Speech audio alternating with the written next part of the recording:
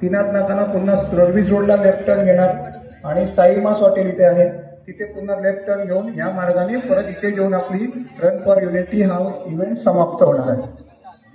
समजतंय सगळ्यांना?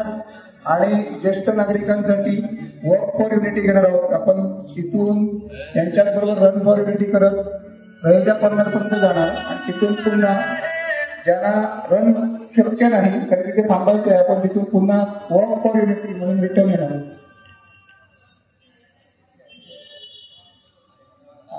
ठीक आहे, आपण ठाणे क्लब मधून रिटर्न येऊ चालत। येताना मात्र आपल्याला चालत यायचंय, विद्यार्थ्यांनी थांबायचं नाही, विद्यार्थ्यांनी पळत जायचंय।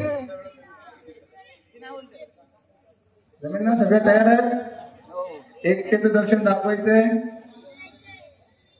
एकतेचं भारताचं एकतेचं दर्शन दाखवायचंय का? Very good.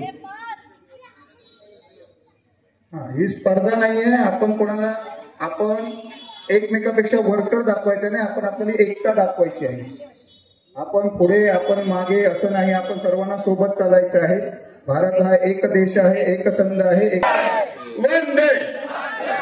सर्वांनी जोशमध्ये आपली स्पर्धा दौड आहे, धावताना घाई करायची नाहीये। आपल्या मागचा पुढे जाणार असेल तर त्याला बरोबर जायचंय, एकमेकाला धक्का न देता आपण जाणार। पुढे जागा लेफ्ट साईडला, 3 हात नका पूर्ण लेफ्ट साईड व संपूर्ण हा सर्कल पूर्ण करून आपण पुढे येणार आहोत। ओके,